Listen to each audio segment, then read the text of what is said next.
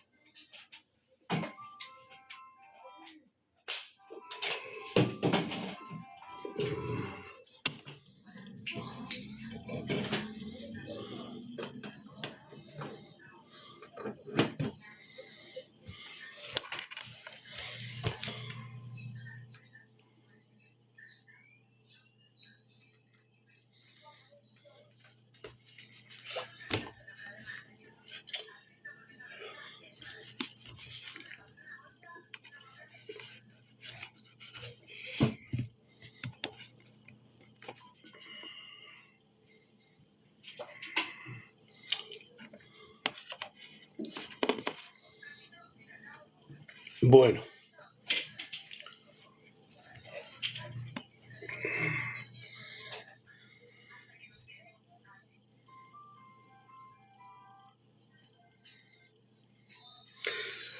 vamos a dar un tema que el cual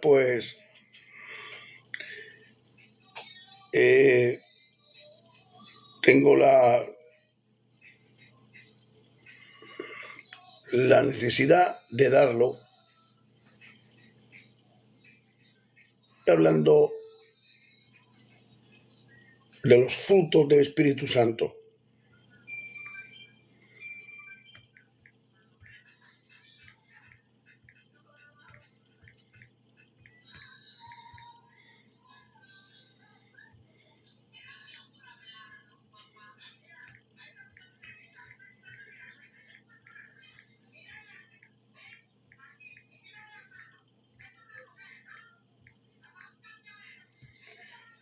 Bien,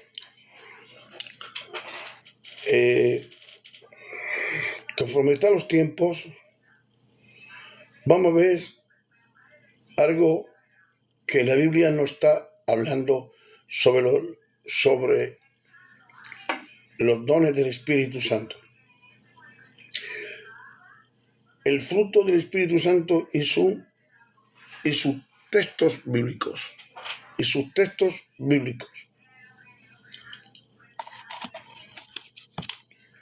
La Biblia que voy a utilizar es Reina Valera. ¿Vale? Reina Valera. Los frutos del Espíritu Santo son cualidades o características que el Espíritu Santo produce en la vida de un creyente. En la Biblia estos frutos se mencionan específicamente en la epístola a los Gálatas, capítulo 5 al 22 y al 23.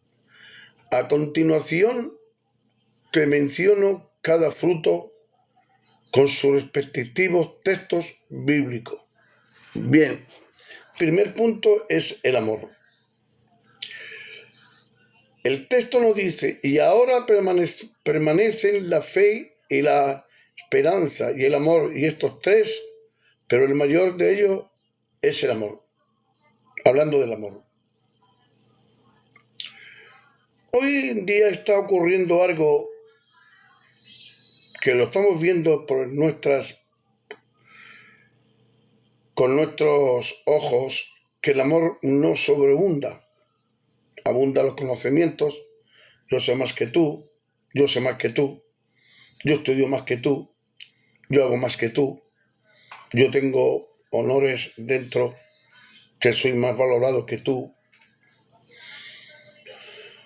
Pero el amor no se ve, no se practica. A no practicarse el amor, hay totalmente una riada de irritaciones, de malaglorias, de de gestos inflados, porque no hay amor. Al no haber amor, pues sale todo mal. Bien, la referencia a 1 de Corintios en el capítulo 13, el verso 13, pero el segundo fruto que viene del texto dice, aunque la higuera no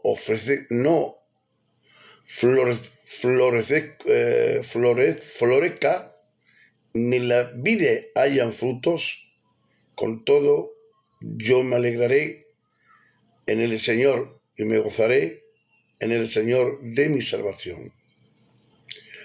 La referencia a Habacuc, capítulo 3, versos 17 y 18, una referencia al amor, que aunque la higuera no florezca, pero el amor y las vides, las vendimias, las vides son las vendimias, las uvas. Con todo, yo me alegraré en el Señor, me gozaré en Dios de mi salvación. Es el amor. El segundo fruto, el tercer fruto, mejor dicho, es la paz. La paz es un tema que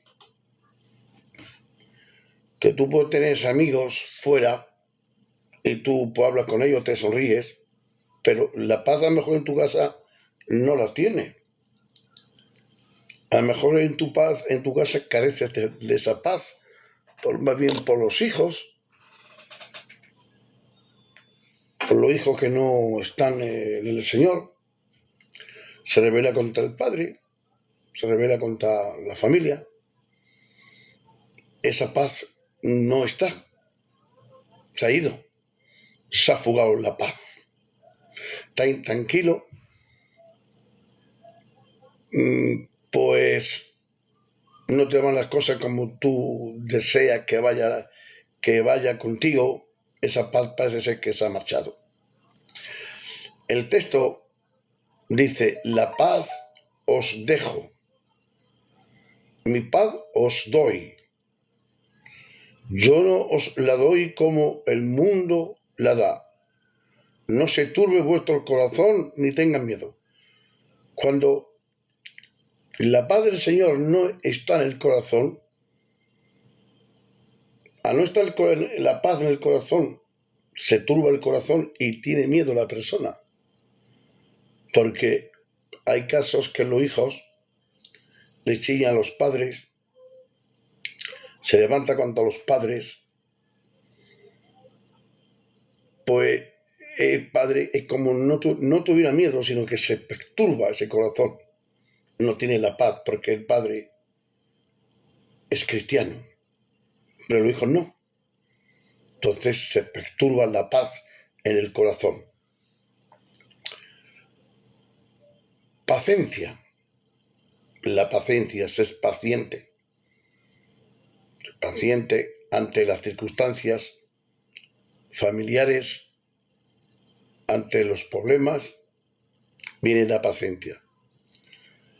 El texto dice con toda humildad y mansedumbre, soportándoos con paciencia los unos a los otros en el amor. Es muy difícil, muy complicado esto, porque es complicado que a ti te griten o te chillen o te sacan de casillas y tú tienes que ser paciente. Ahí es como controlar los frenos de tu ira. De sale el freno para que no salga tu ira, como humano. La referencia a Juan 14, 27.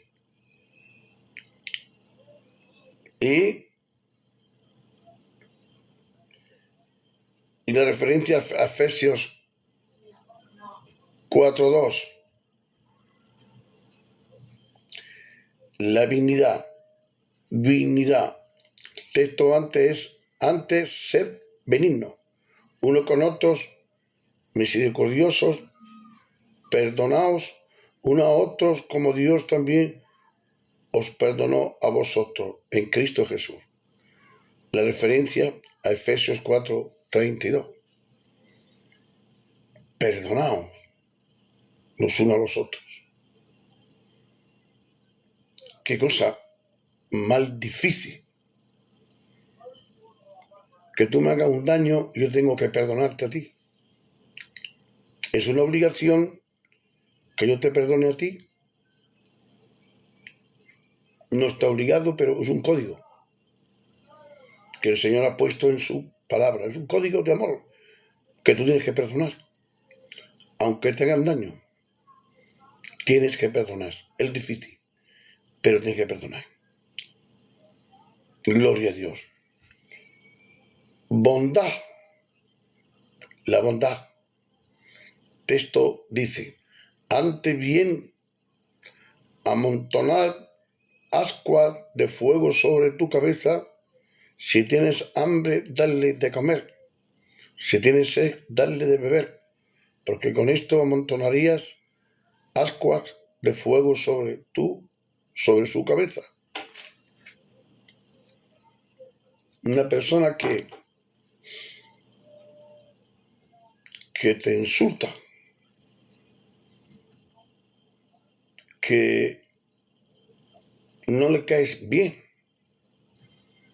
ahora llega a tu puerta y le tienes que dar de comer, le tienes que abrigar, pero con esto es como cae ese ascua en la cabeza de ese, porque tú estás haciendo el bien, estás haciendo lo bueno ante la palabra del Señor. La referencia también que tenemos es en Romanos 12:20. Fidelidad. Palabra fidelidad. Texto dice, es pues la fe, la certeza de lo que se espera y la convicción de lo que no se ve. Una referencia a Hebreos 11:1. La fe, la certeza, lo que se espera y la convicción de lo que no se ve. Tiene fe de esperar aunque te hagan daño, aunque te cierren las puertas, pero tú tienes que tener totalmente la certeza de lo que se espera. Y la certeza de lo que se espera y la venida de Cristo es tu bienestar, tu bien que viene a tu vida. Mansedumbre. Este es un tema muy fuerte. Mansedumbre. Texto dice, llevad mi yugo sobre vosotros y aprended de mí, que soy manso y humilde de corazón, y hallaréis descanso para vuestras almas. Referencia a San Mateo 11:29. Mansedumbre, manso. No que te alborotes enseguida y rápidamente salga de ti la ira que te va a comer a todos los que pillan. Los mataría a todos con tu ira. El código de honor que hay bíblicamente es que todo esto se tiene que cumplir, lo tienes que guardar y lo tienes que hacer. Mansedumbre. Llevad mi yugo, la carga, yugo, la carga de la obra de Dios en tu vida. Llevará un yugo, pero dice, llevad mi yugo sobre vosotros. Llevad mi yugo sobre vosotros, es decir, cargar con la obra, en vuestras vidas, yendo hacia adelante. Y después dice, y aprender de mí. Llevar mi yugo sobre vosotros y aprender de mí. ¿Por qué aprender de mí? Llevamos el yugo, la obra tuya que nos pega, nos maltrata, nos echan de los pueblos que vamos a predicar el evangelio, pastoreamos en una iglesia, se mete con nosotros y ahora tengo que llevar el yugo entre todos y después dice aprender de mí. Aprender de mí. ¿Qué vamos a aprender de Jesús? Aprendemos que dice la Biblia que yo soy manso. Manso. Un hombre manso es un hombre de Dios. Un hombre altivo, agresivo, no es un hombre, no es hombre de Dios. ¿Por qué? Porque todavía no ha llevado el yugo y ha aprendido de Jesús. Manso y humilde de corazón. La humildad nace del corazón. Porque Dios lo que hace, llevar el yugo en el corazón. El yugo en el corazón. Hallaréis descanso para vuestras almas. Cuando nosotros llevamos el yugo de la obra de Dios entre todos y aprendemos de Jesús, hallamos descanso para nuestras almas, según Mateo 11:29. No sé dónde está la camisa esa negra y el pantalón ese negro. Esa la camisa esa. Templanza. Templanza. Dominio propio. Templanza, dominio propio. El texto dice, todo aquel que lucha, de todo se abstiene. Todo aquel que lucha, de todo se abstiene. Si yo lucho por la obra de Dios, si yo lucho por ser buen cristiano, me abstengo de todo del mundo. El mundo no trae nada bueno. A la verdad, para recibir una corona corruptible, pero nosotros una incorruptible. Los tenemos para recibir una corona incorruptible que el Señor nos dará, según la referencia 1 Corintios 9:25. Estos frutos son manifestaciones del carácter cristiano y se desarrolla conforme el creyente vive bajo la guía del Espíritu Santo. Bajo la guía del Espíritu Santo. Hoy en día, el que no lleva todos estos frutos activos, hay malestar en sus vidas, hay quejas, no hay sosiego, intranquilidad, depresiones, angustias, pensamientos errantes, no vive en paz con Dios, porque no se practica todo esto.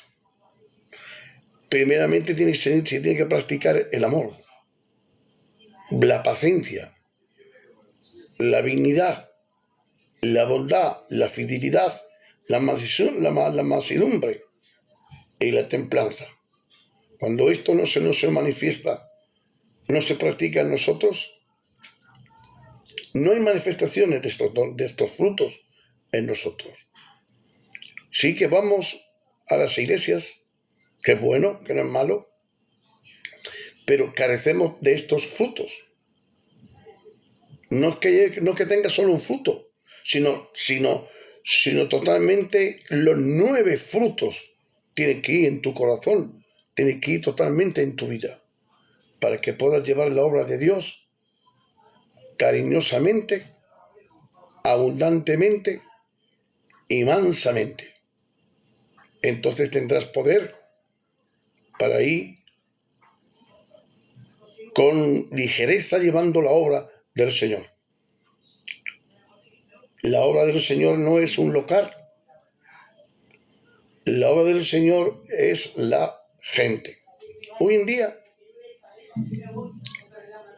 cuando no hay mansedumbre, no se puede llevar la carga del yugo de la obra de Dios. Y verás a mucha gente que se mofan en sus listones altos o su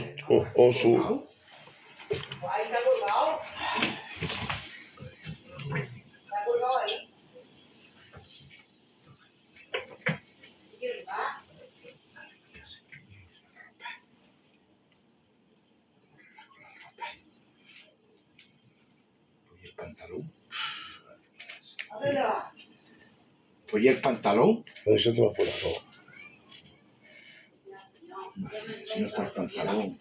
Ay, mira. El pantalón de esto no está. Cierra la puerta para adentro. Cierra la puerta, anda. ¿Hasta dónde eso estará ahí? El pantalón. Bueno, lo que estoy diciendo. Si yo tengo amor y no lo pongo por obra, los demás frutos se van abajo. Totalmente se van abajo. Por hoy en muchas dominaciones de líderes que se mofan, se creen de lo que la Biblia no le está a ellos otorgando. Por eso la vida de los creyentes, en vez de desarrollando la vida espiritual, oliendo a espiritual, están oliendo a carnalidad, o estamos oliendo a carnalidad en este mundo que nos acecha. Si tenemos que decirle a uno del mundo, oye, ríñele a tu hijo, porque si no vamos a salir mal, eso se huele a carne, no se huele a espíritu. Una de las cosas que aprendemos es los valores espirituales,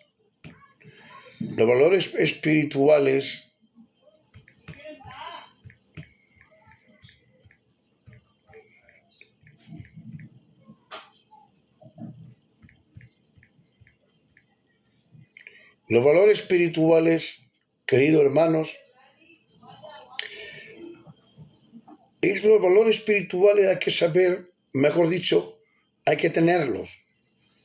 Los valores espirituales. Mucha gente no tiene los valores espirituales o no sé cómo explicarlo. Los valores espirituales y sus textos bíblicos. Los valores espirituales son principios que guían la vida del creyente. Y está enrizados en la enseñanza de la Biblia. Estos valores nos acercan más a Dios y nos ayuda a vivir de manera íntegra, conforme su voluntad. A continuación se describe algunos valores espirituales importantes en sus respectivos textos bíblicos. Querido hermano, uno de ellos es el amor, como lo dice San Mateo 22, 37, 39. Amarás al Señor tu Dios con todo tu corazón y con toda tu alma y con toda tu mente. Este es el primer y grande mandamiento. Y el segundo es semejante a amarás a tu prójimo como a ti mismo. Es muy duro amar a tu prójimo como a ti mismo, queridos hermanos. Muy duro.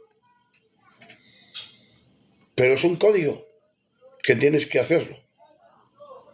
El código está en la Biblia, tienes que amar. Es duro, pero lo tienes que amar. Cuando tú te saltas el código de amar a tu prójimo como a ti mismo, tú no amas a Dios. No lo amas. Al no amar a Dios, careces de esos valores que la Biblia nos enseña. Fe, los valores de la fe. Es pues la fe la certeza de lo que se espera y la convicción de lo que no se ve.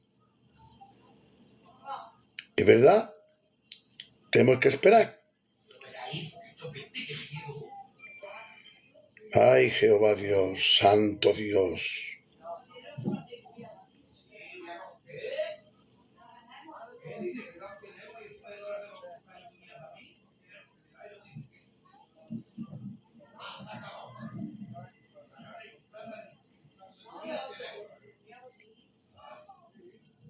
Humildad.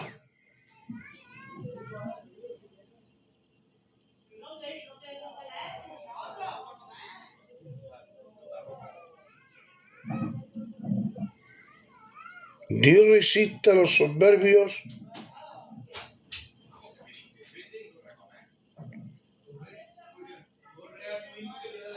y da gracia a los humildes. Referencia al 4 y al 6.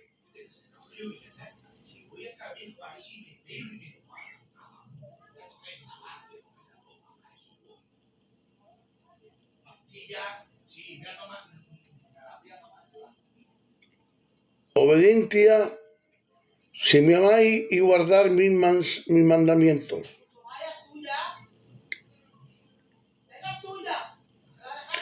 Bueno, perdonad un momento.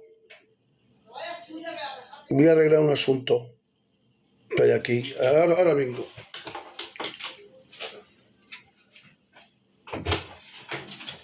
Estáis chillando mucho aquí vosotros, muy, ¿qué eso pasa? Eso pasa aquí.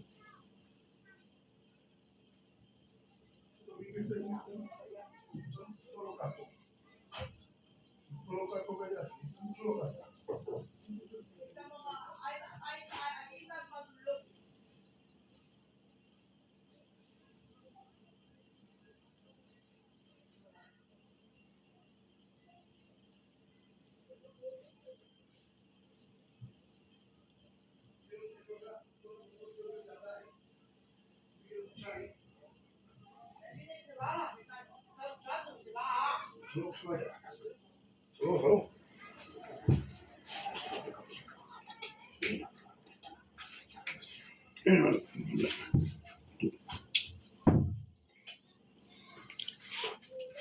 Perdonad, gloria a Dios.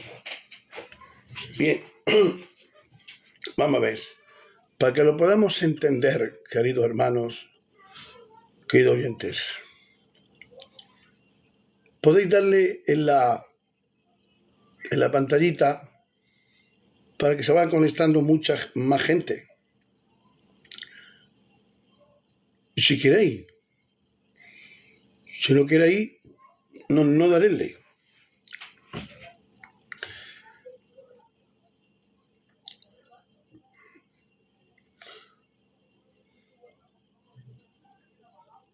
La humildad, Dios resiste a los soberbios. Dios resiste a los soberbios y da gracia a los humildes. Y da gracia a los humildes, queridos hermanos.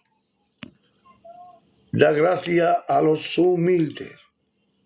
Resiste a los y da gracia a los humildes.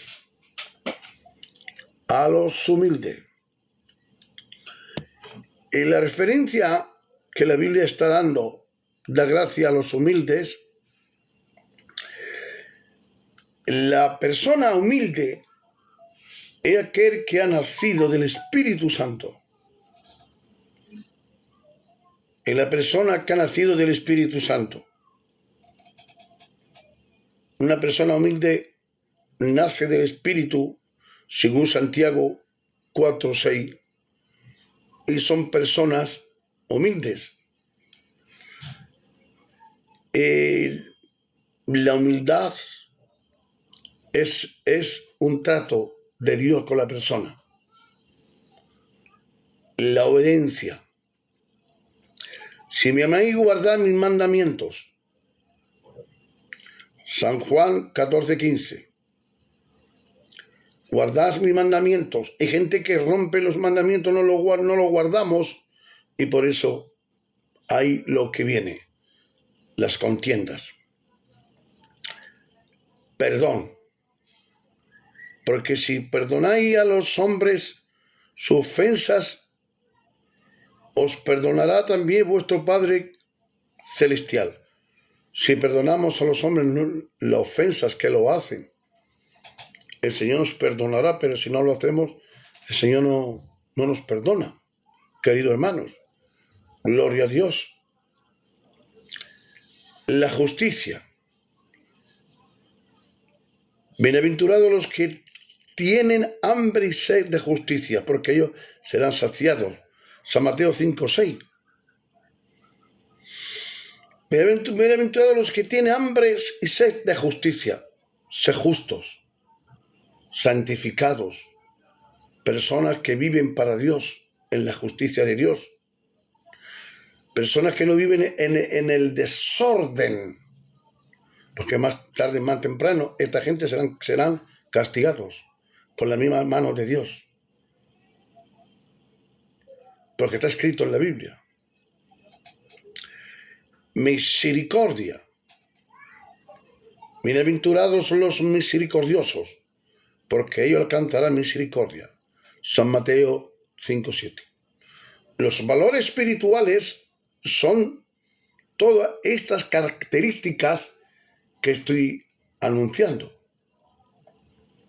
Una persona misericordiosa, y aquel que tiene misericordia, aquel que no trata por todos los medios de no hacerle daño a nadie, de no provocar una contienda o una ira a las personas. La gratitud. Da gracia en todo, porque esta es la voluntad de Dios para con vosotros en Cristo. Primera de Tesalonicenses 5:18. Da gracia en todo, porque esta es la voluntad de Dios.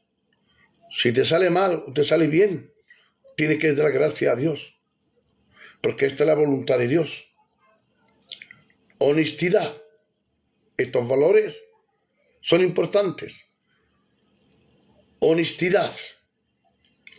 Procurad hacer las cosas honradamente, no solo delante del Señor, sino también delante de los hombres. Segunda de Corintios 8:21. La gente quiere hacer las cosas bien delante de los hombres. Mejor dicho, delante de Dios. Pero delante de los hombres no. Se tiene que decirle cualquier palabrota, faltarle, chillándole o decirle cualquier cosa, lo hace.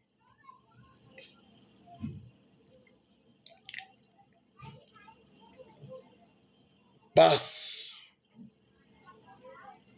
Si es posible, en cuanto dependa de vosotros, esta paz con todos los hombres. Tengamos la paz con todos los hombres, tranquilidad, para que no sea provocado una ansiedad, para que no se altere el ser humano y el diablo no se salga con la suya. Esos son valores que tenemos que valorar. Templanza, autocontrol. Tenés autocontrol. El hombre que no tiene control propio es como una ciudad sin murallas, expuesta al ataque. Si no tienes autocontrol, tu vida puede ser invadida por los demonios, por la rabia, todos estos acontecimientos del mal. Puede ser invadida tu vida. Esperanza. Esperanza es que tiene esperanza de recibir cualquier cosa. Pero los que esperan a Jehová tendrán nuevas fuerzas. Levantará las alas como águilas, correrá y no se cansará, caminará y no se fatigará. O sea, hay la esperanza. Ten esperanza en Dios. Esperanza en Dios.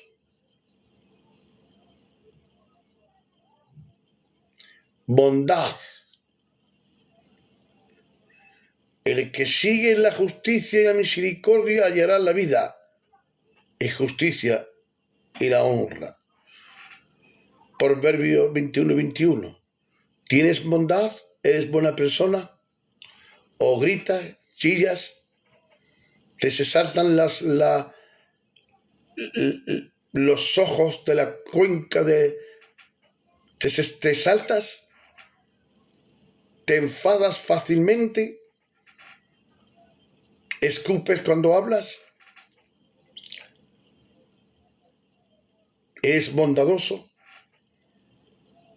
¿O eres agresivo cuando hablas? ¿Tienes buena sombra o tienes mala sombra? La bondad es importante, porque esos son los valores del cristiano. Como dice Proverbio 21:21, lealtad. Esos son los valores. Lealtad.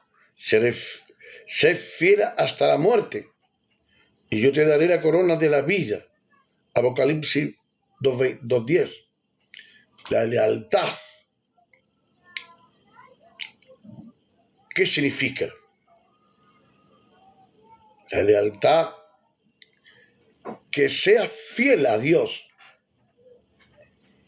que viva con esa fidelidad a Dios, y Él te dará la corona de la vida.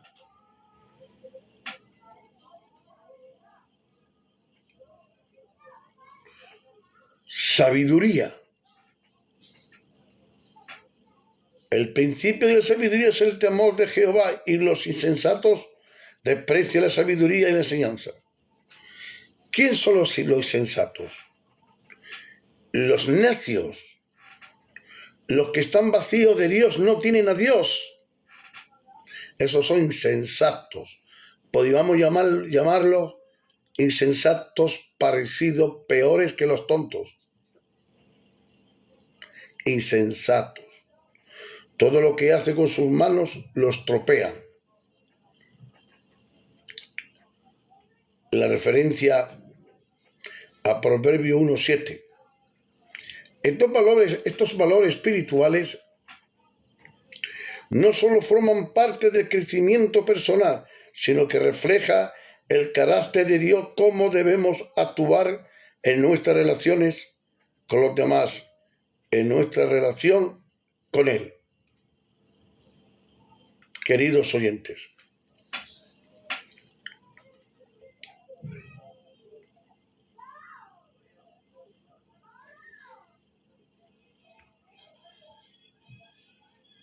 las comportaciones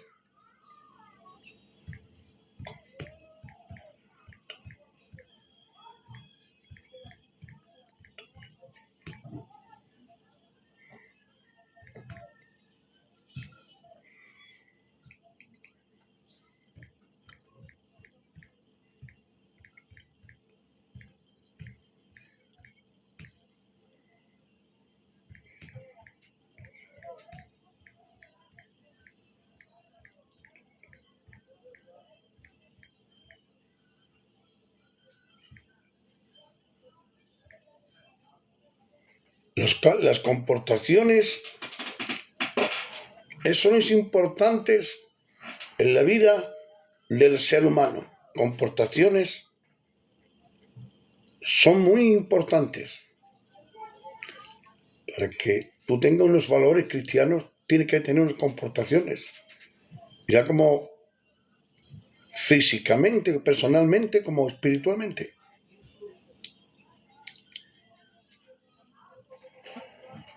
La importancia como persona, el contexto bíblico puede interpretarse como principios fundamentales sobre cómo las personas deben valorarse, cuidarse, relacionarse una con otra.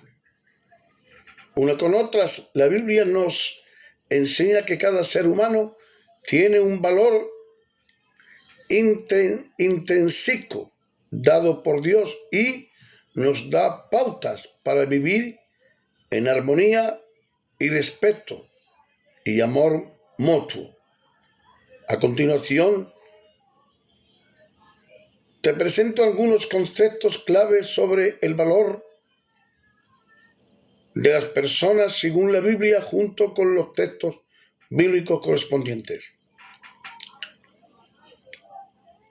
La dignidad de la persona. La Biblia enseña que todos los seres humanos tienen una dignidad única porque han sido creados a imagen de Dios.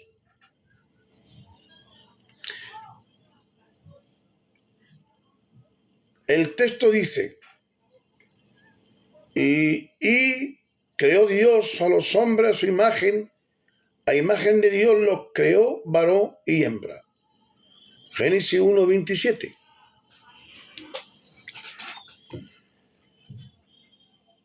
Si la dignidad de la persona ha sido creada por Dios, Dios lo ha creado bien creado. No lo ha creado como los animales, sino como personas. El valor de cada persona, cada ser humano es valioso ante los ojos de Dios, independientemente de su actitud, riqueza o poder. No se vende 5 pajarillos por 2 cuartos, pues ni uno de ellos está olvidado delante de Dios. Aún los cabellos de vuestra cabeza están dados, todos contados. No teméis, pues más valéis vosotros que muchos pajarillos. Lo dice así. Si el valor de una persona está valorada más que un pajarillo, sin embargo Dios lo alimenta, pues una persona está más valorada.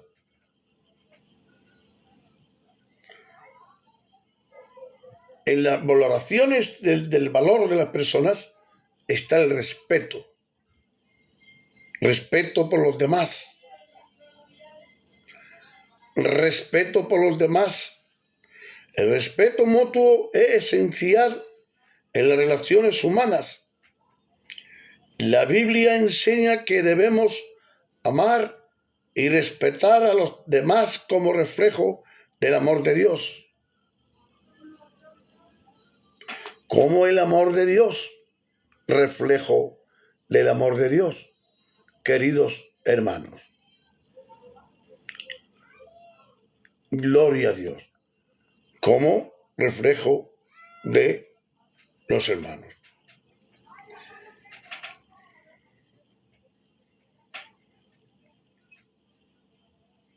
Respeto a los demás. Así que todas las cosas que queréis que los hombres hagan con vosotros, así también haced vosotros con ellos, porque esto es ley y los profetas. Tú quieres que te haga yo a ti bien, tú hazme a mí bien a mí, porque esto es ley y los profetas. Yo no te puedo hacerte un bien cuando tú me haces a mí un mal, pero como yo como cristiano te tengo que hacer el bien, porque es un código que hay, no lo puedo quebrantar. Como un coche que va la autovía dice 120. Yo respeto los 120, pero tú vas a 200. Yo no me voy a fijar por lo que tú hagas, sino respetando el código. ¿Me explico? ¿Correcto? Bien. La importancia del amor al prójimo. La importancia del amor al prójimo, el amor al prójimo es centrar en la enseñanza de Jesús. Esto implica cuidar y ayudar y tratar a los demás con bondad, no gritándole, no diciendo disparates por la boca, no trayendo a los demonios a la casa, no desgarrándote con tu familia. Estas son personas que no tienen amor al prójimo. Al no tener amor al prójimo vienen estas circunstancias. La justicia y la equidad. La Biblia insiste en la importancia de la justicia, el trato justo hacia todos, especialmente hacia los vulnerables, a los más débiles. Gente débil, gente que son débiles, gente muy débil. La solidaridad y el cuidado mutuo.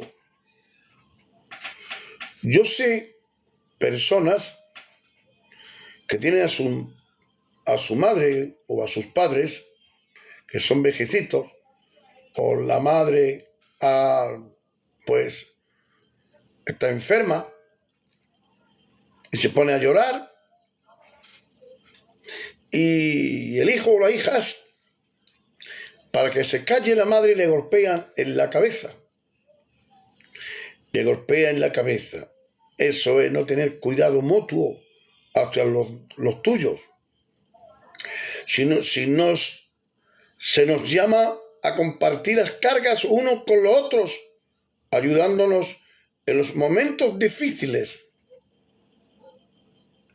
ayudándolos en los momentos más difíciles de la vida. Si tú tienes una familia, tienes tu padre, tienes tu madre, tienes que compartir las cargas, no dejárselo todo a uno, sino compartir las cargas, mutuo. La igualdad ante Dios. Somos todos iguales ante Dios. Ni ricos ni pobres somos superiores, porque Dios no ha creado eso. No hay diferencia entre las personas ante Dios, ya que todos somos uno en Cristo. No hay diferencia porque tú tengas más dinero que yo, o porque tú vivas una vida social más alta que yo, no eres mejor que yo. Porque Dios no te ha creado que seas mejor que yo, ni yo mejor que tú.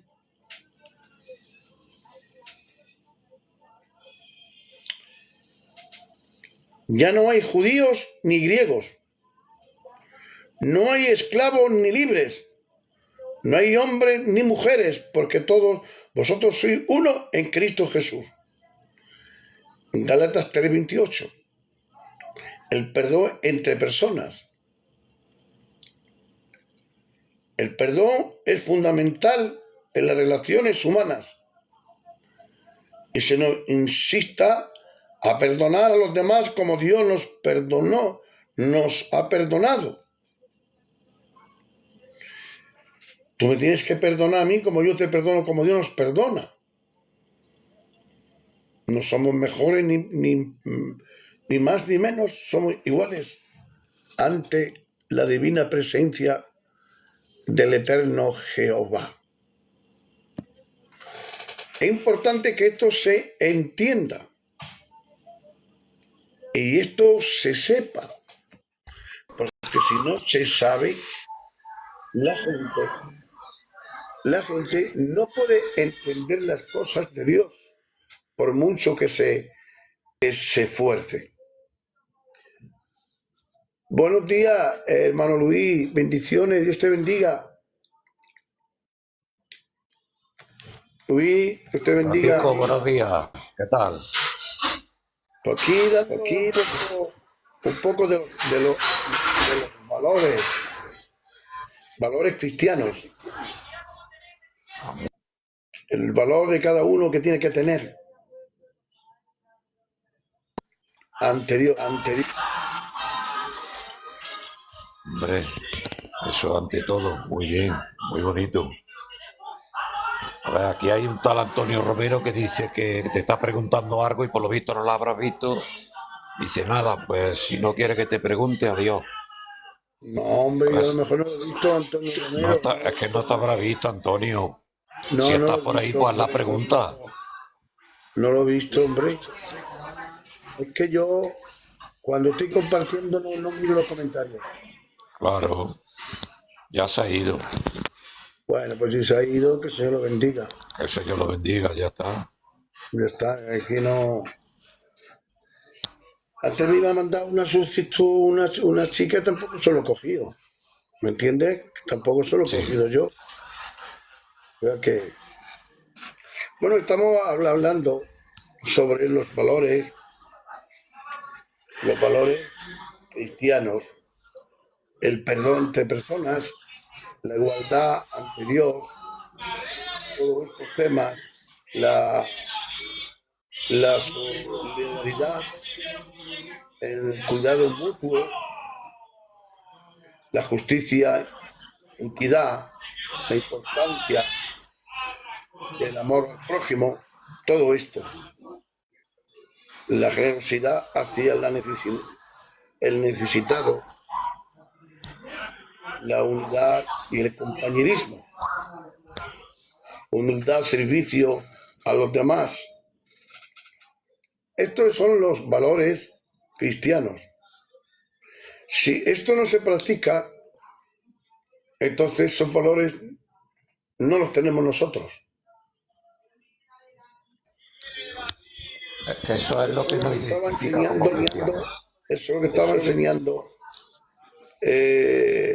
Cristo y los apóstoles, los valores cristianos. Entonces, por ejemplo, la humildad y el servicio a los demás se hace con humildad a los servicios de los demás, no con quejas. Amén. Eso es lo que la Biblia nos dice. Jesús nos enseña que la grandeza en el reino de Dios no se mide por el poder y la autoridad, sino por la humildad y el servicio a los demás. Así es, sí señor. Exactamente. Es que esa es la regla de oro, la que Cristo puso.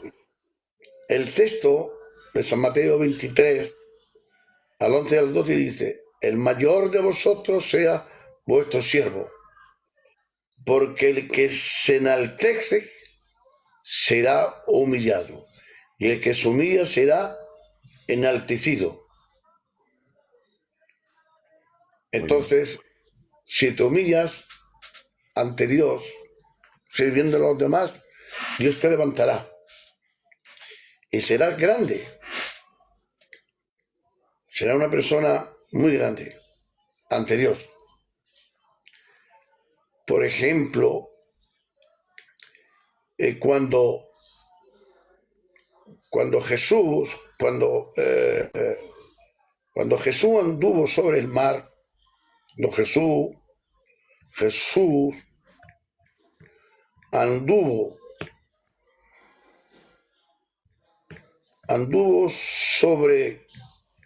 sobre el mar.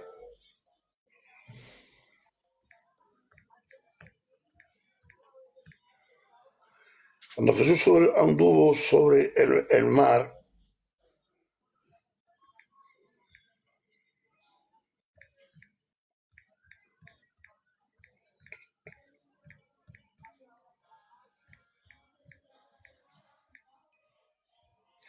Aquí hay algo que tenemos que aprender cuando Jesús anduvo sobre el mar. Vamos a aprender algo de aquí que es importante. El relato nos especifica, nos aclara que Jesús anduvo sobre el mar. Importante esto. Este texto, pues, es muy fuerte, porque ningún ser humano puede andar sobre el mar. Ninguno. La naturaleza del mar los hunde y después los mata. Pero el que anduvo sobre el mar era el dueño. El relato de Jesús andando sobre el mar, que esto es fuerte, andando sobre el mar.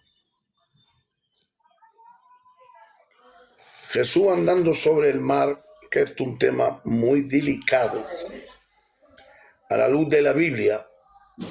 Buenos días, Juan. Dios te bendiga. Se escucha, es que tengo el micrófono mal. Buenos días, Francisco y Luis. Buenos días, Dios te Juan. bendiga mucho. Dios bendiga mucho. Bueno, el relato de Jesús andando sobre el mar se menciona en tres evangelios del Nuevo Testamento. A continuación, te comparto textos bíblicos donde se describe este milagro, porque fue un milagro.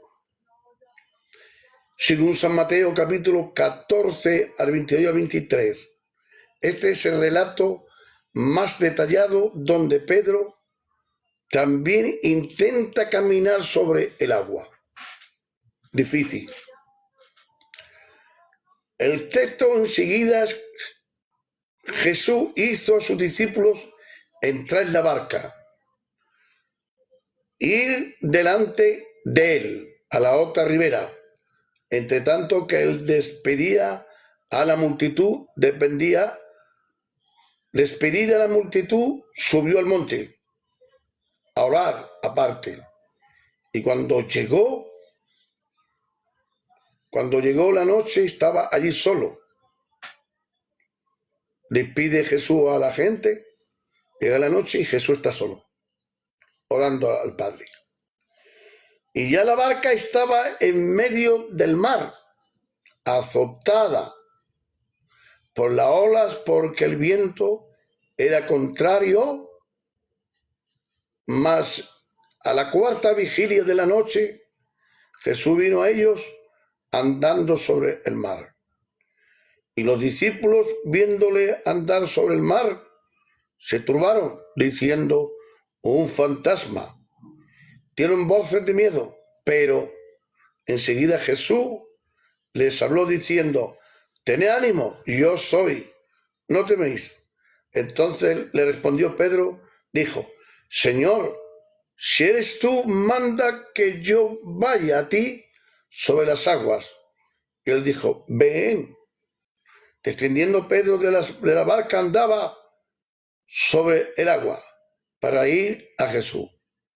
Pero al ver el fuerte viento, tuvo miedo totalmente y se hundía, y clamó a Jesús, y Jesús lo sacó. Ahora,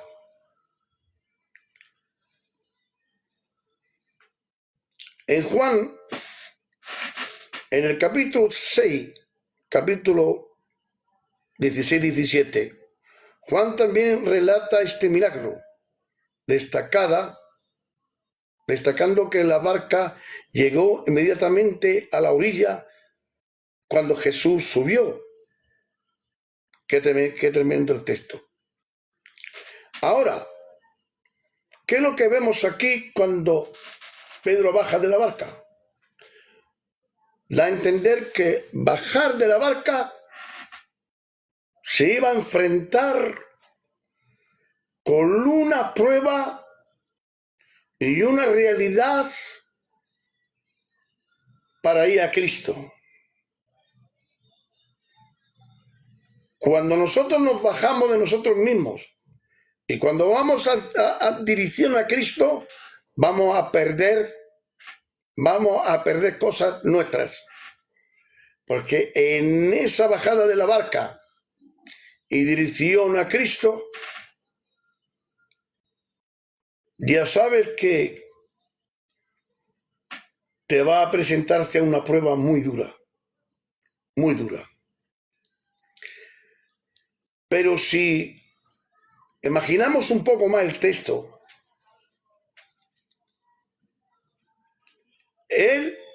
Pedro le dice, si eres tú, deja que yo vaya hacia ti andando sobre el mar. Jesús no le dice no, sino vente. Es una invitación. Aquí la palabra invitación, igual como en el capítulo 12 del Génesis, a Abraham, cuando le dice vete, es una invitación, vete.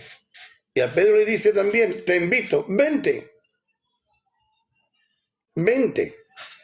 A Abraham le dice vete y a Pedro le dice ven. Quiere decir que el vente y vete, ven y vete, es un llamado hacia adentro de la persona. Porque Jesús, como omnisciente, ve lo que hay adentro de la persona.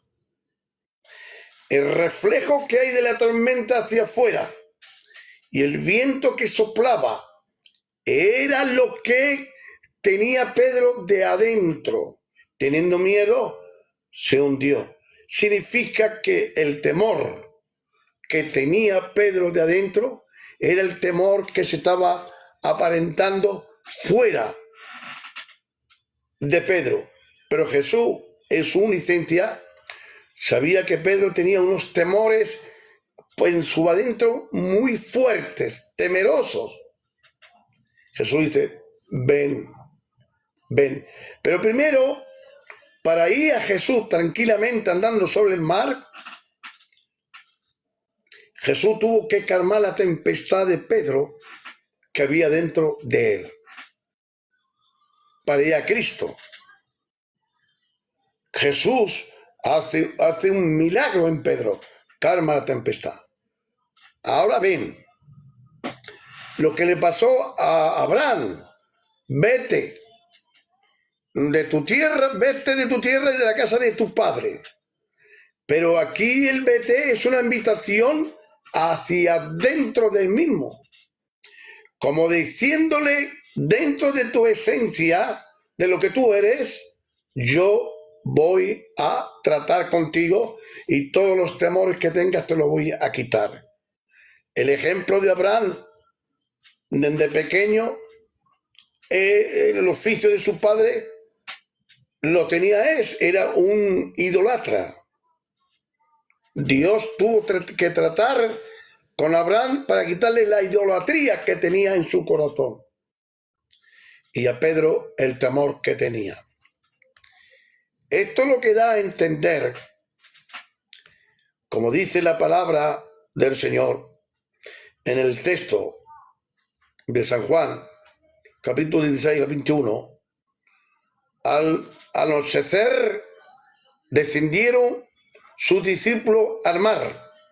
Entrando en una barca, iban cruzando el mar hacia Capernaum. Estaba ya oscuro y Jesús no había venido a ellos. Jesús se quedó toda la noche orando. Y se levantaba el mar un gran viento que soplaba. Se levantó en el mar un gran viento que soplaba. La pregunta, ¿quién hizo levantar ese viento? ¿El fenómeno de la naturaleza del mar? ¿Un demonio? No. Lo levantó el propio Jesús para probar los corazones de ellos. El mismo Jesús levantó el viento. Porque si lo vemos en la Biblia, Él lo hace. Jesús no había venido a ellos, dice. Se levantaba en el mar un gran viento que soplaba. Cuando había remado como 25 o 30 estadios, vieron a Jesús que andaba sobre el mar. Ahora, dice, y se acercaba a la barca y tuvieron miedo, mas él le dijo, yo soy, no temáis. Y ellos entonces, con gusto, le recibieron en la barca, el cual llegó enseguida a la tierra a donde iba. Cuando Jesús quiere probarnos a nosotros, no tentarnos, probarnos, levanta una tempestad en nosotros mismos para que no confiemos en nosotros, sino que confiemos en Dios. ¿Y cuántas veces hemos tenido estas tempestades dentro de nosotros, mis hermanos? Muchas veces. Y hemos dicho, si el Señor lo ha hecho, y le das toda la gloria a Dios. Señor, me ha querido pasar por aquí, que el Señor tenga su gloria. Y le da la gloria a Dios, porque ha sido el Señor que te ha pasado por ahí. ¿Quién pasó a Abraham a degollar a su hijo? Dios lo hizo. ¿Quién hizo que Jesús fuera a la cruz? El Padre. Hay cosas, hermano Luis, hermano Juan, que nosotros, como personas, como hijos de Dios, tenemos que ser probados por el mismo Dios, probados. En estos pasajes se resalta la autoridad de Jesucristo en la naturaleza, demostrando su divinidad, capacidad para controlar incluso los elementos más incontrolables, como el viento y el mar. También se enfatiza la importancia de la fe y la confianza en Jesús, como en el caso de Pedro, cuando intentó caminar sobre el mar. Lo que vemos aquí en el mar es una teofonía de la divinidad de Cristo, probando la fe de ellos. Probando la fe de ellos. Este versículo rompe las paredes de las falsas doctrinas que hay tocante a negar la divinidad de Cristo. Por eso ese despliegue de la teofonía, que hasta el mar, hasta los vientos, hasta el caos del mar se hace como una alfombra para que pase Jesucristo. Cuando el caos se revolotea en su feroz, Jesús le pega, digamos, un pisotón a los lomos del caos y tranquiliza al caos para que él pase, para ayudar a los discípulos, para quitarle el miedo del caos. Y cuánto caos hay en nuestros interiores que tenemos que aclamar al Señor. Tenemos que postrarnos de rodillas y decir, Señor, si eres tú, ayúdame. Déjame que vaya hacia ti, Señor, porque solo no puedo levantarme. Y el Señor va hacia nosotros, hacia nuestras barcas, hacia nuestras vidas. Y el Señor, sabiendo las consecuencias al bajarte de la barca, de tu yo, de tu ego, lo que vamos a pasar. Vamos a pasar en el trato del Eterno, en el trato del Dios Todopoderoso. Y es por eso que muchas sectas no acatan el versículo este. Porque ahí ven la divinidad del Dios Todopoderoso andando en su autoridad sobre la naturaleza, demostrando su divinidad. Y esto es curioso, queridos hermanos, probando la fe de ellos. Gloria a Dios. Hacia adelante, mis queridos hermanos. Luis, hacia adelante. Adelante, Juanillo, tú que has entrado. Saluda o di lo que tengas que decir. Bueno, pues una maravilla. La exposición aclaratoria, expuesta, con mucha base bíblica. ¿Quién añadir? Nadie. ¿Quién puede añadir? Yo, por mi parte, a la exposición tan clara y tan correcta y bíblicamente lo que está hablando mi hermano Francisco. Solamente, pues, decir que me ha gustado mucho. Así que te doy paso, Luisito, tu hermano. Nadie puede dudar de lo que acaba de exponer nuestro hermano Francisco. Y lo que ahí bien destaca es que lo que más se refleja es la divinidad del Señor Jesús. Eso está claramente destacable en la Escritura, porque nadie tiene esa autoridad de andar sobre el mar, sino aquel que lo ha creado, su propio creador. Nadie tiene esa autoridad para poder hacer eso. Porque Amén. si nos fijamos y le damos la vuelta a la moneda, Pedro lo quiso intentar, pero en cuanto quita la mirada de Jesús, se Amén. hunde, se hunde. Entonces, el único que tiene esa autoridad para poder andar, o en el pasaje que vemos que reprende al viento y a la mar, los mismos discípulos dicen, pero ¿quién es este que aún los vientos y el mar le obedecen?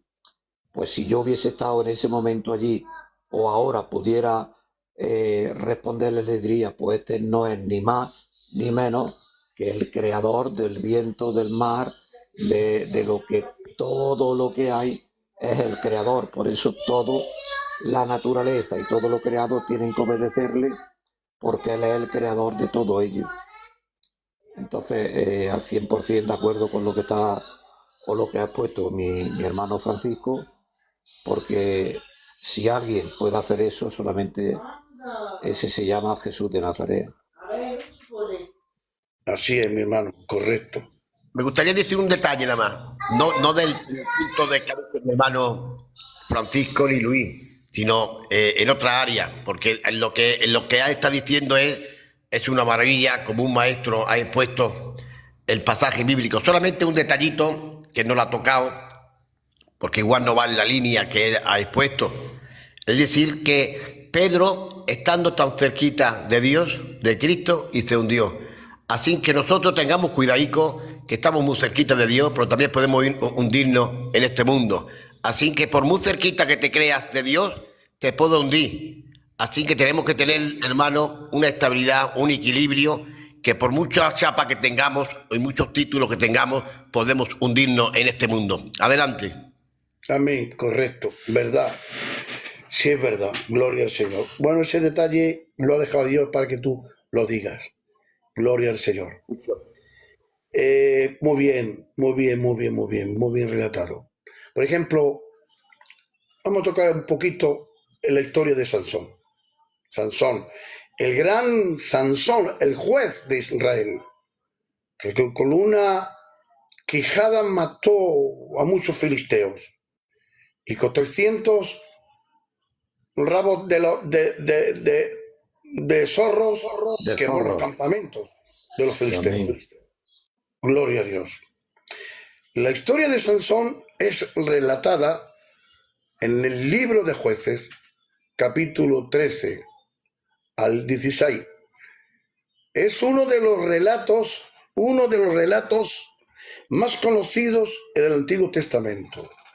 Sansón fue un juez de Israel consagrado como nazareo desde su nacimiento, lo que implicaba que observa ciertas normas como no cortarse el cabello, no beber vino, no tocar cosas impuras, según lo dice Números 6 al 1 al 21, sobre las normas de Nazareo y su gran fuerza física era una señal de la bendición y el poder de Dios sobre él.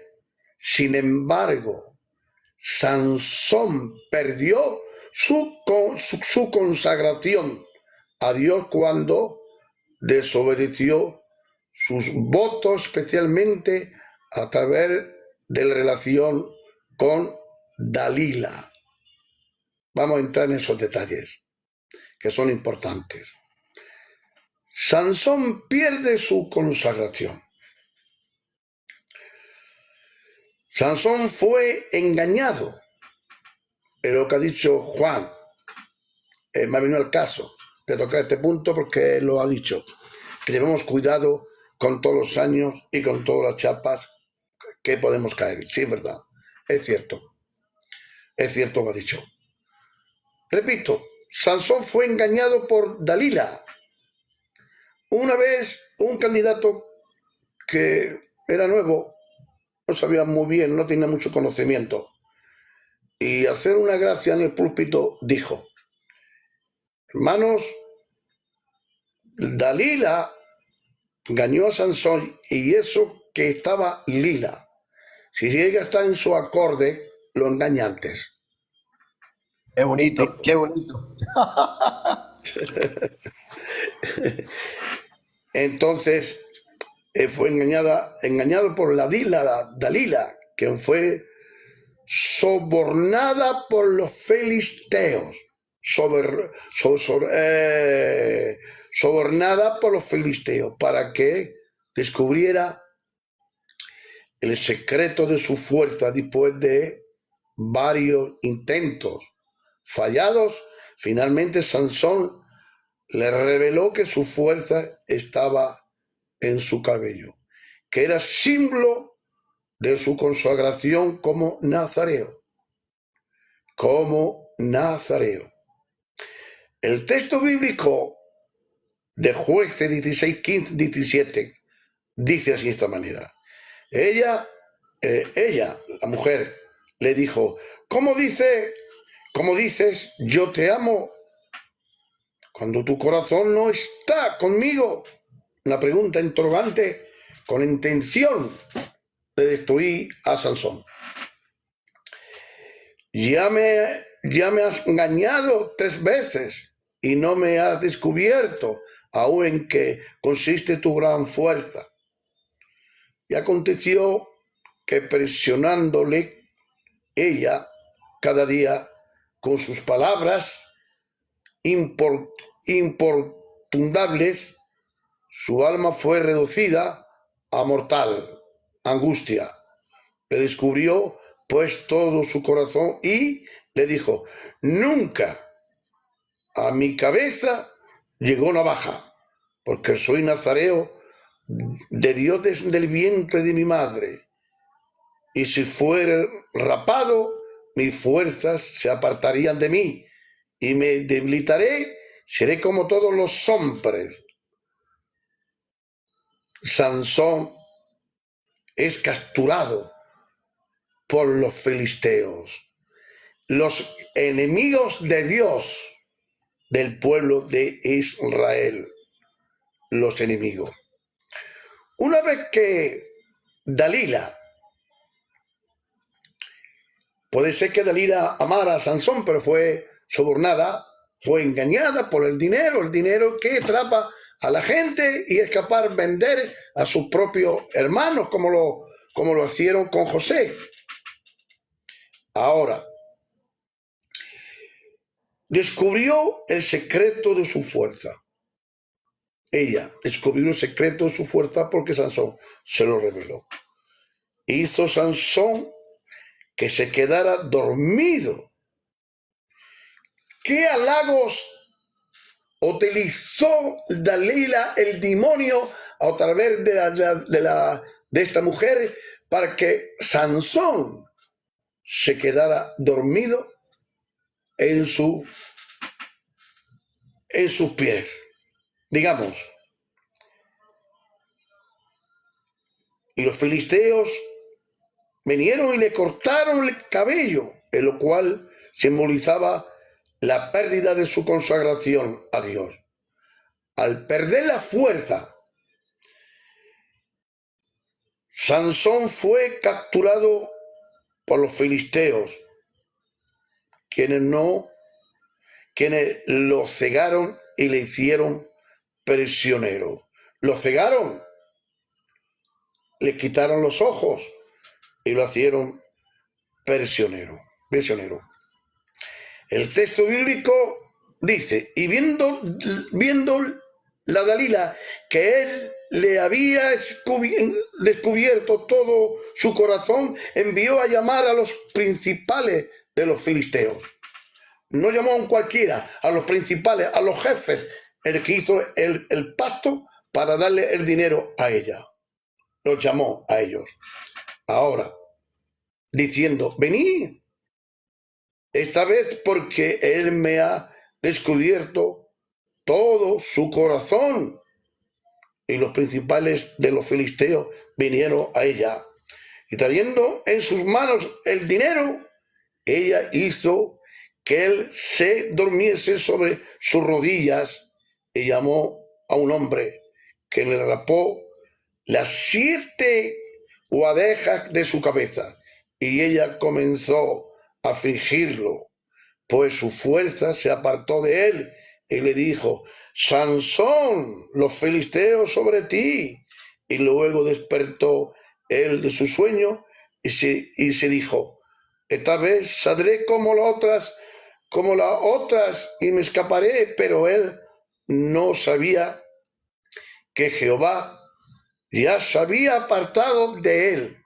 Mas los filisteos le echaron mano, le sacaron los ojos, le llevaron a Gaza y le ataron con cadenas de bronce y le ponían a moler en la cárcel. El significado de la pérdida de la consagración de Sansón.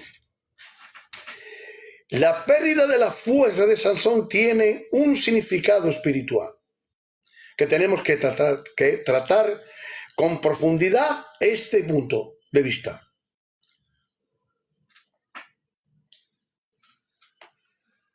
Fue su cabello, no era la fuente de su poder en sí mismo, sino representaba su voto nazareo. No era la fuerza de su cabello en sí mismo, sino que el cabello representaba la fuerza de su voto nazareo y su relación de consagración con Dios. Al desobedecer los términos de su voto, revela el secreto de su fuerza. Sansón perdió la bendición especial que Dios le había dado. Esta historia resalta varios puntos importantes. Vamos a tocar los puntos importantes. Primer punto, la desobediencia. Por eso Adán y Eva desobedecieron y perdieron. La desobediencia. Sansón no respetó los términos de su consagración a Dios, lo que da a entender lo cual llevó a la pérdida de sus fuerzas y a su caída. También perdió otra cosa, la fidelidad a Dios, ser fiel a Dios.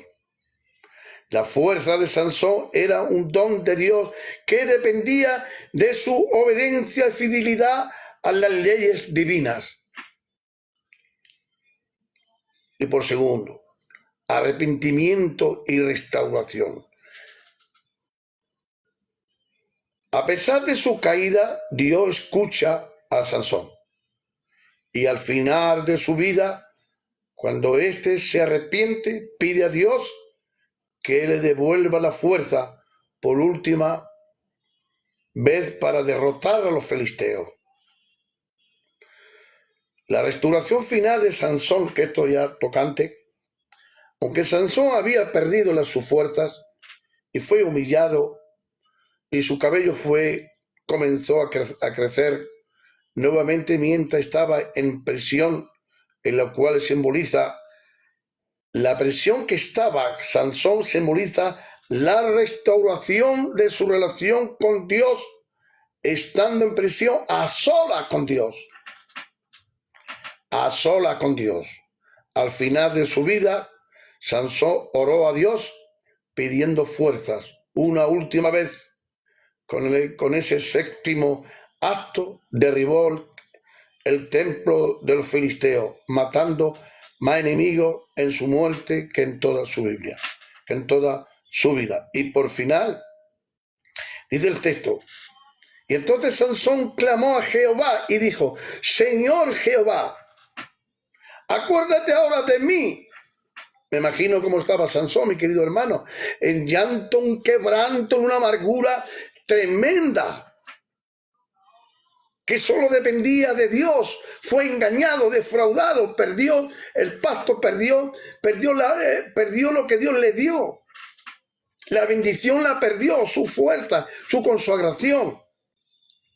Y dice, entonces Sansón clamó a Jehová y dijo, Señor Jehová, acuérdate ahora de mí, fortaléceme, te ruego, solamente esta vez, oh Dios, para que de una vez tome grandeza, venganza, mejor dicho, tome venganza de los filisteos por mí, por mis dos ojos, haciéndose Sansón de las dos columnas del medio sobre la que descansaba en la casa, estribó sobre ellas las dos manos derecha y la otra con su izquierda, y dijo Sansón, muera yo con los filisteos. Entonces inclinándose con todas sus fuerzas, cayó la casa sobre los principales y sobre todo el pueblo que estaba en ella, y fueron más los que mató al morir que los que habían matado durante su vida.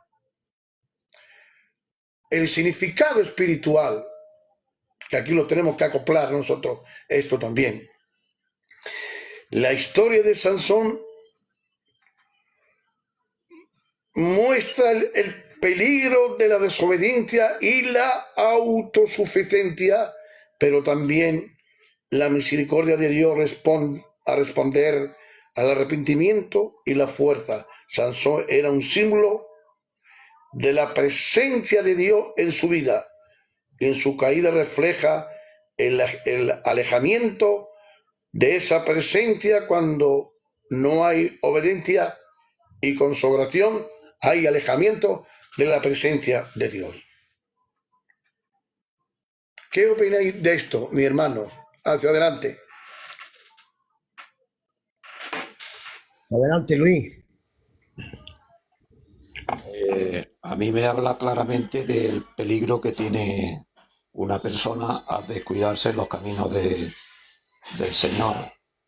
La vida de Sansón es una enseñanza clara del peligro que una vida corre cuando te descuidas, cuando crees que eres autosuficiente y te crees que por tus propias fuerzas puedes lograr cosas, o crees que puedes caminar en los caminos del Señor por tus propias fuerzas, o puedes burlar varias cosas siendo tú autosuficiente para hacerlo y no confiando en las cosas del Señor. Aquí hay 3 o 4 puntos que Sansón cometió.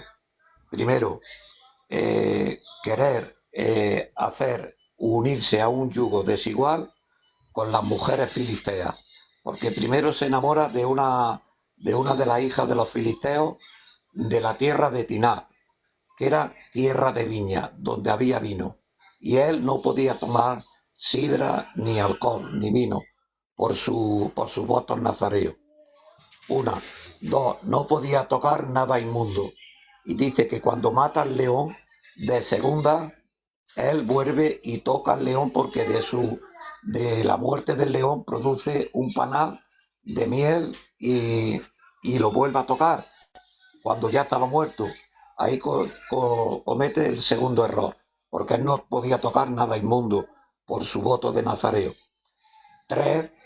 A él no se le estaba permitido nada de mentir, y él mentía al decirle las 3 o 4 veces a Dalila, por esto o por esto es mi fuerza, y luego confiar en sus propias fuerzas para querer vencer a los filisteos. Y ya no eso, sino que él creía que por su propia fuerza iba a salir, como dijo en la última vez, de nuevo volveré a vencer y haré como he hecho las otras veces, creyendo que era él el que hacía esa propia fuerza y no creyendo que en los votos de Nazareo, que era cuando Dios le daba esa fuerza, porque eran fuerzas por medio del Espíritu Santo que obraba en él, que por eso era la fuerza que tenía Sansón. Y él no confió en eso, sino que se descuidó. Y al descuidarnos podemos cometer estos errores que puede cometer cualquier persona, que en hecho cometió Sansón. Y esto es lo que me enseña a mí, que en cuanto te descuidas puedes cometer estos errores y inclusive muchísimos más cuando pierdes de vista tus caminos en el Señor y empiezas con las mentiras, empiezas a jugar con cosas y con fuegos extraños como hacían los hijos de Eli, y todo esto te lleva a hacer lo que le pasó a Sansón. Pierdes la visión, pierdes el norte en el camino del Señor y te lleva esto a la muerte espiritual, porque todo aquel que no tiene sus ojos puestos en Cristo Jesús, le pasa esto, se queda ciego espiritualmente. Si algo Amén. quieres lograr, siempre tiene que ser puesto tu mirada en los ojos en Cristo Jesús, el autor y consumador de la vida. Amén. Amén, amén. Muy bien. Gloria a Dios. Hacia adelante, Juan. Bien, viendo lo que mi hermano Francisco ha comentado y expuesto, es una maravilla, un expositor del texto bíblico muy bueno. Y Luis, por lo tanto, también una maravilla exponiendo Biblia. Para mí me resta decir solamente un par de detalles acerca del tema de la vida de Sansón. Uno de los jueces, en el tiempo de los jueces, tuvo 20 años de juez. Y me da a mí ver, por medio de los pasajes bíblicos, de que el pecado tiene su consecuencia. El pecado tiene su consecuencia. En este caso, el hombre que se consagra a Dios se tiene que mantener consagrado, porque este hombre era nazareo, y el nazareo tenía, mi hermano, unas consecuencias de apartarse de varias cosas, y una de ellas era no cortarse el pelo, no pasar alcohol por su vida y varios detalles más. Pero el punto era que Sansón era muy mujeriego. Esa era su debilidad. Y no solamente Sansón, sino varios hombres grandes de Dios cayeron en este punto. Tenemos que tener mucho cuidado de que podemos ser muy fuertes, como en este caso Sansón era juez, podemos ser quien seamos, tener el cargo que tengamos, pero con el pecado no se juega. Los caminos de Dios no son juguetes ni para jugar ahora sí y ahora no y ahora sí, porque Satanás pasa secuela. El pecado te pasa la secuela, Señor, de lo que uno practica y uno se aparta. Cuando se quita uno y confía en la fuerza y lo olvidamos que todo viene de Dios, nos hacemos profesionales, tanto en la predicación, en los cánticos y en todos los cargos que estamos ejercitando. Ya nos quitamos a Dios y nos ponemos nosotros, y ahí está el mal de la persona, que nos creemos que somos nosotros, como Sansón se creía que iba a ser como antiguamente lo hacía. Ahora me levanto y tumbo a todos los filisteos, pero resulta que ya no era lo mismo, porque había perdido la consagración, se había descuidado una y otra. Dios le había dado muchas oportunidades, aunque pecando, y esto es la misericordia. ¿Cuántas veces Dios utiliza a personas en el púlpito estando en pecado solamente por misericordia y amor al pueblo? Y lo está usando. Pero señores, el pecado tiene consecuencias. Hay que estar firme con la libertad de no practicar el pecado, mi hermano, porque llegará el tiempo que te pasan las consecuencias de lo que estás practicando. Por lo tanto, señores, termino con esto. No podemos jugar con Satanás, ni con el mundo, ni con el pecado, porque te pasan las secuelas. Así de claro lo digo. Tenemos que tener cuidado, señores, que está ejercitando un cargo. No podemos jugar con las cosas de Dios. No estamos jugando la vida eterna o la condenación eterna. Adelante. Amén. Muy bien. Muy bien detallado. Gloria al Señor. Muy bien. Pues... Francisco, perdona, yo salgo, que Tengo la comida puesta ya en la mesa, Muy ¿vale? Que Dios bien, bendiga mucho, también, Juan. claro, Dios te bendiga, mi ya, Luis. ya, Y a todos los que ya están en el está. escritorio, que Dios les bendiga mucho Ya y está. la paz y el Luego, amor de Dios con todos vosotros. Dios te bendiga. luego vamos a hacer un live y vamos a hablar sobre la consagración del cristiano. Muy Venga, bien. Vamos a de hablar acuerdo. sobre esos Pues nos vemos temas después. que son muy importantes. Son muy importantes. Muy bien. Hoy había un Francisco, debate, Francisco, hoy he estado mirando un debate, serían las 6 de la mañana, no dormí apenas, porque había un sí, debate de dos fieras expositores de la palabra acerca de la deidad, acerca de Dios, acerca si el alma era humana, no era humana, de qué forma se movía la persona de Cristo o la persona humana, o mejor dicho, la naturaleza humana. Y ahí me he tirado ahí por toda la mañana, desde las 6 de la mañana ahí, entrado y escuchando. pues estarás cansado. Bueno, pero como escucho cosas de Dios, me despierto, me pongo Claro, activo. amén. Amén, sí es verdad, claro. Ese tema también eso ya se le llama cristología, estudiar con profundidad la cristología de Cristo. Sí, hay personas que Jesús, saben mucho, mucho. Había unas personas ahí, no gitanas, que sabían mucho, pero con todo lo que saben, Francisco, se van de la órbita. Ya se van de claro, la órbita y ya no saben lo que es poner, porque la Biblia calla, se mete en un terreno que es de tierra movediza y se hunde y se ahogan. Ellos hay que mismos, llevar, ellos mismos caen en su misma trampa. hay que llevar cuidado sobre ese tema. Ese tema, hombre, es bíblico, pero si me lo mezcla con la filosofía y la teología, hace un mezclón ahí que, vamos, que Claro. ni Te voy a hacer ellos una ni preguntita de que hemos tocado, que te va a gustar, Francisco. Estaban tocando ahí, porque yo me he subido arriba también. Y a mí me han preguntado, lo mismo que al otro lo han preguntado, y la verdad es que he tenido que tocar varios puntos, y al más de uno le he dicho, le he dicho, tú lo que estás poniendo es una herejía como una catedral de grande. No te lo he dicho tan claro. ¿Por qué? Porque no podemos olvidar, Francisco, que cuando en Filipenses 2:5 dice la Biblia, semejante a los hombres, semejante, no lo mismo, no igual, no, semejante. Y esta palabra, aunque no da mucha aclaración, tenemos que aplicarla cuando lo metemos en un tema complicado acerca de la persona de Cristo. Porque no podemos hacer que el alma humana sea la misma que nosotros. No lo es en ninguna de las maneras. Porque esa alma estaba sumisa y humillaba a la persona del verbo. Fíjate, claro, porque si no, hacemos dos personalidades y hacemos una herejía bíblica claro, totalmente. Que totalmente. el alma está sumisa a la persona. Nosotros no podemos compararla, esa alma, como la nuestra, porque esa alma pertenece a nuestra persona, cuerpo, alma y espíritu. Pero esa alma es independiente, está sumisa a la persona del verbo, porque no tiene un yo propio, ni tiene, no son dos personas. La persona es el verbo. Sí, o sea, así es.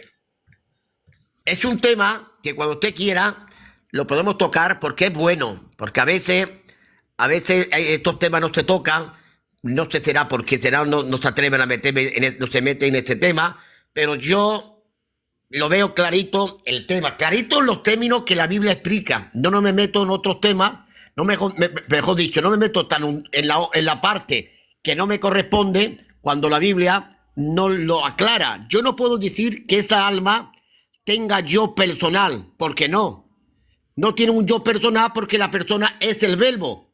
Y ahora, esa alma piensa, correcto.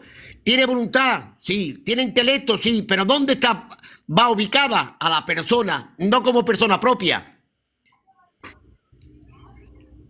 Claro, es que es un tema muy profundo, querido hermano. Juan, es un tema muy profundo. A ver si yo... A ver, cuando tocamos el alma de Cristo y su significado en sus contextos bíblicos, porque tiene que ser contextos bíblicos, el alma, lo que esto tocó el alma de Cristo es un concepto espiritual y profundo a la vez, que se refiere a su ser interior y su vida espiritual y su relación con Dios Padre. En la Biblia la palabra alma suele referirse a la vida, la identidad o la esencia a una persona. En el caso de Cristo, el alma está vinculada en su humanidad y su sufrimiento, en su sacrificio y su misión redentora. Lo que da a entender a continuación se explora los significados claves del alma de Cristo y los contextos bíblicos que sustenta. Hay que buscar los contextos bíblicos, lo que sustenta esta doctrina. Ahora, el alma de Cristo en su sufrimiento. Primer punto, hay que tocar eso. El alma de Cristo en su sufrimiento. Ahora, en los momentos más difíciles de su vida, Cristo expresó la angustia de su alma. En el jardín del Getsemaní, Jesús mostró su humanidad al sentirse abrumado por el dolor que experimentaría en la cruz. Su alma fue en el lugar de donde sintió la carga de su sufrimiento, pero también donde mostró su obediencia a la voluntad del Padre. Texto para citar San Mateo 26 al 38, Jesús dijo, entonces Jesús le dijo, mi alma está muy triste hasta la muerte, quedaos aquí y velad conmigo. Es un tema que se tiene que hablar con textos, con bases cristológicos y los significados de las palabras que expresaba Jesucristo. Es un tema muy rico, es muy rico porque cuando Jesús dice mi alma está muy triste hasta la muerte, a la referencia a San Mateo 26 a 38, el significado de esta palabra es la angustia del alma de Cristo, demuestra su identificación con el dolor y el sufrimiento humano. No como Dios, porque Dios no sufre, sino en la humanidad de Cristo, en su alma. Ahí sufrió, Él sufrió ahí. A través de su sufrimiento, el alma de Cristo nos enseña a acudir a Dios en momentos de aflicción. Cristo fue al Padre en el momento de su aflicción, porque estaba sufriendo en el Getsemaní y estaba sufriendo que tenía que morir en la cruz del Calvario. Ese fue el sufrimiento de Jesucristo. El alma de Cristo como sacrificio por la humanidad. Y esto pues se quiere más amplitud del tema. Muy bien, muy bien. Es un tema complicado a la hora de ponerlo porque el alma de la persona, del verbo, es independiente. Esa alma no pertenece en la esencia, naturaleza divina del verbo, porque esa alma y ese espíritu lo coge cuando se engendra, porque esa alma y ese espíritu no estaba en la eternidad con Dios, con Dios verbo. ¿Por qué? Porque lo que es Dios en su naturaleza, ahí entran los atributos, su naturaleza y su esencia. Pero cuando hablamos como hombre, entra esa alma y ese cuerpo y ese espíritu que pertenece a lo que es hombre humano. Por eso tenemos que es difícil ponerlo con mucha claridad, sin complicación, sin complicarnos, no añadiendo nada a lo que la Biblia especifica. Porque hay una sola persona, una, es la del verbo, que se le añade una naturaleza humana.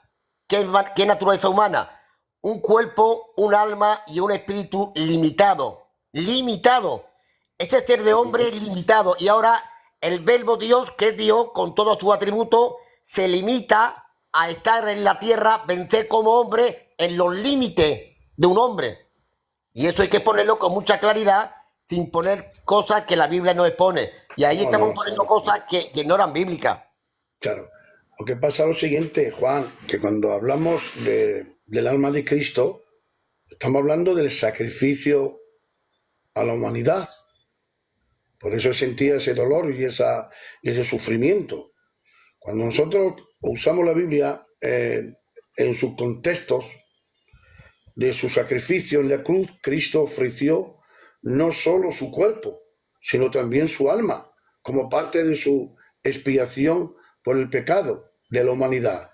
El profeta Isaías, en su profecía sobre el siervo sufriente, describe que Cristo derramó su alma hasta la muerte, mostrando la total entrega de su vida, que donde está en Isaías 53, al 10 y al 11, cuando dice el texto, dice: cuando haya puesto su vida en expiación por el pecado, verá el linaje y vivirá por largos días, y la voluntad de Jehová será su mano prosperada, y verá el fruto de la aflicción de su alma, y quedará satisfecho por su conocimiento, y justificará mi siervo justo a muchos, y llevará la iniquidad de ellos. Lo que significa, el alma de Cristo fue ofrecida,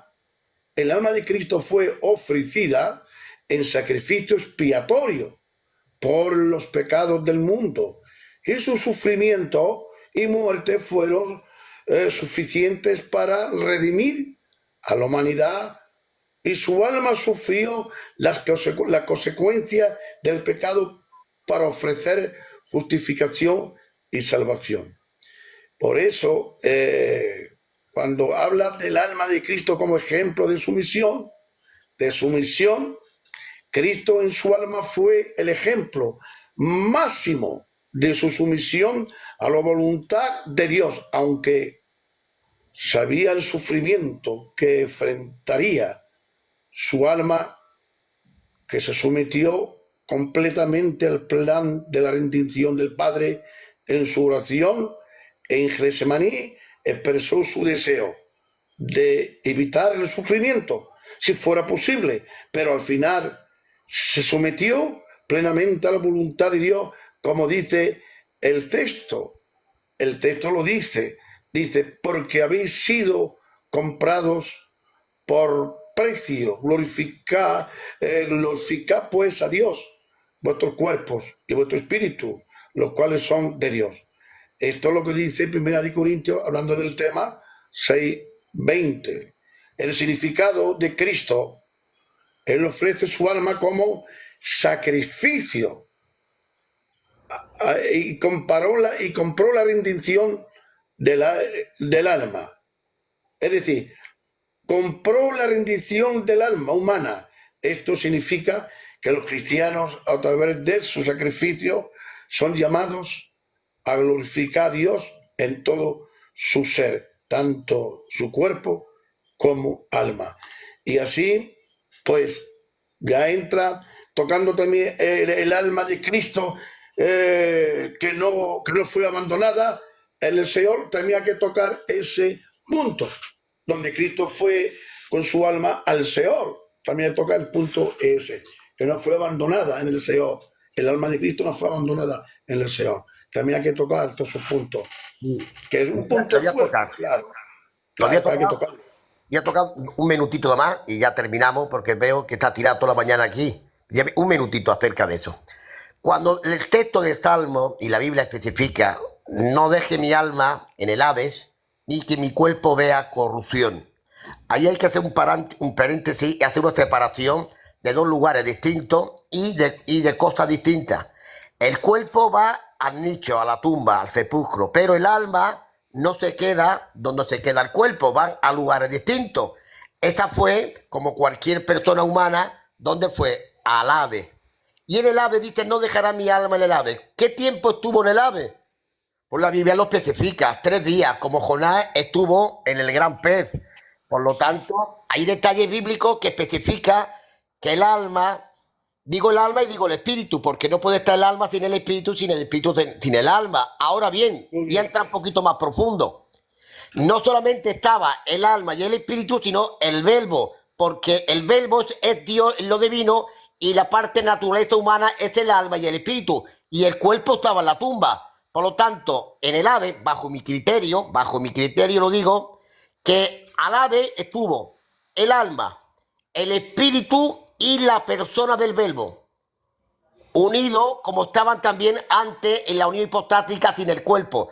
No se separa, una vez que se encarna el verbo, no se separa ni del alma ni del espíritu. Lo único que hay, que cuando muere la carne se queda en la tumba, y la unión hipostática sigue lo mismo que estaba con el cuerpo humano. Se queda el alma y el espíritu y con el verbo. Porque el verbo, cuando en Juan 1:14 el verbo se hizo carne, quiere decir que estando como Dios espíritu, se le añade, no se anula. Porque muchos se creen que el verbo se quita de ser verbo, deja los atributos y se vuelve hombre en la condición de hombre dejando de ser Dios. Esto es un error y muy grave. Cuando en Juan 1:14 dice la Biblia, y el verbo se hizo carne, quiere decir que el verbo en la condición de Juan 1:1 no quita nada, solamente quita su sitio donde estaba en el cielo, pero no su condición, deja su posición, no la condición, no dejando ningún atributo en el cielo, sino como persona Dios, él donde va su persona va su atributo, porque si no, fuera dejado de ser Dios. Ahora, a esa persona Dios se le añade el alma y el espíritu y un cuerpo para morar aquí en la tierra. Y cuando el cuerpo muere en la cruz, el alma y el espíritu se quedan en las mismas condiciones que estaba cuando estaba el verbo con el cuerpo puesto. Cuando va en el ave, está el verbo, el alma y el espíritu. Muy bien, muy bien. Para añadir ya un poquito más, ya lo dejamos. Cuando el alma de Cristo no fue abandonada en el Seol, después de su muerte, Cristo descendió a los... Perdóname, Francisco, porque esto es importante, te pido 1000 perdones, porque esto lo que voy a decir es aclaratorio y bueno de lo bueno.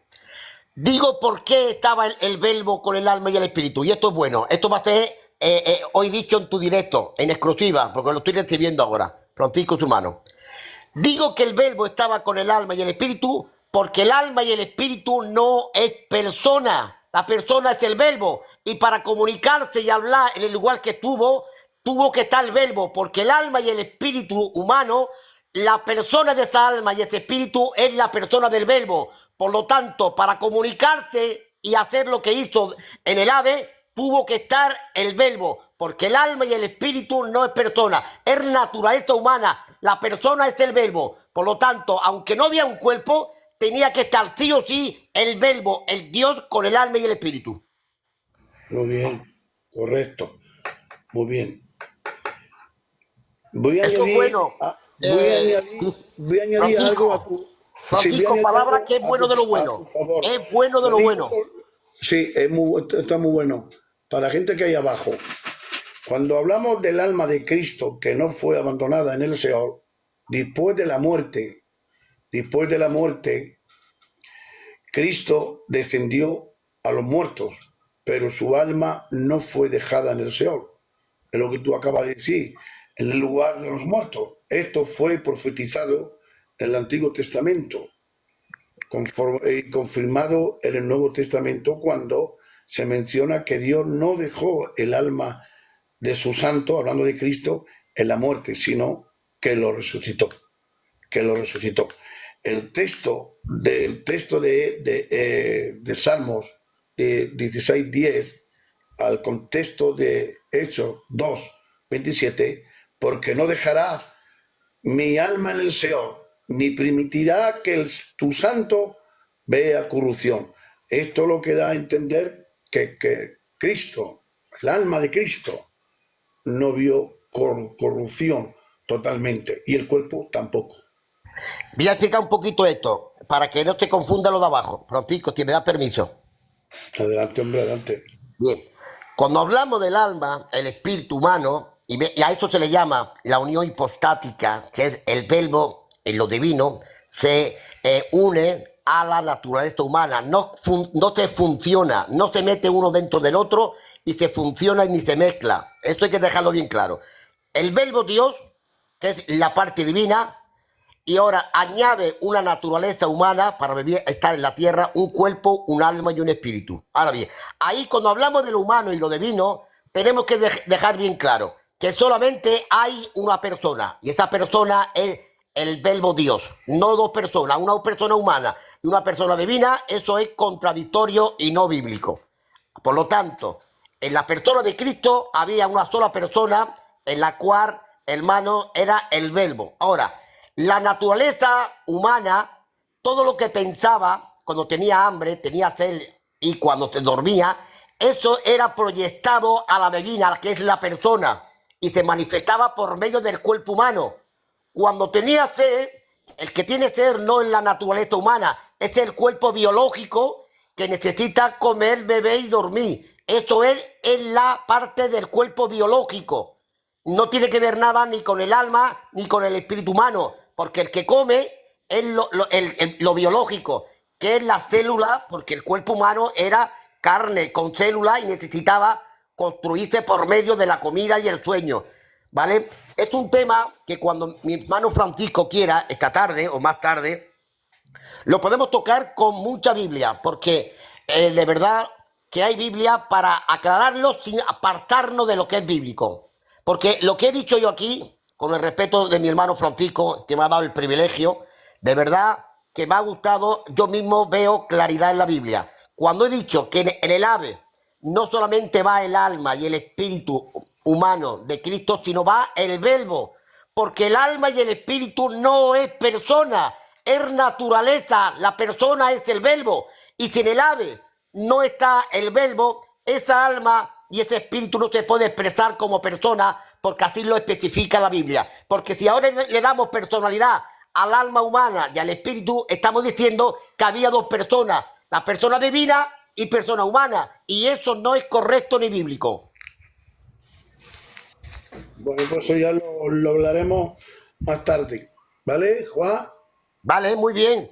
De verdad que me la he gozado con usted. Mira, no tiene precio, porque yo lo sabía exponer, pero no con la claridad y con la base bíblica que lo estamos poniendo, porque no podemos darle personalidad al alma y al espíritu, la parte humana, porque entonces entraríamos en una herejía de dos personas en la persona de Cristo.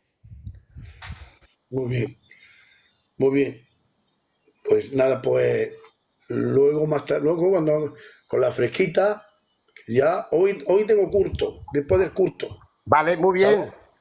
Lo metemos aquí. Vamos a tocar este tema. Y profundizamos. Ahí vamos a tocar si en el ave estaba el verbo, el alma y el espíritu, o estaba el alma y el espíritu solo. Esto va a ser el tema principal. Vale, de acuerdo. Bueno, a los que están abajo, perdonad si no he subido porque ya lo íbamos ahí. Ya Juan también se iba a ir, yo también. Luis ha ido, pero luego la tarde con la fresca, luego la tarde cuando venga del culto, pues tocaremos estos puntos escatológicos que es de antropología, se le llama antropológicos, gloria a Dios, en la persona de Cristo. Que así que, Juan, qué buen Dios te tema. bendiga, Francisco, qué buen tema.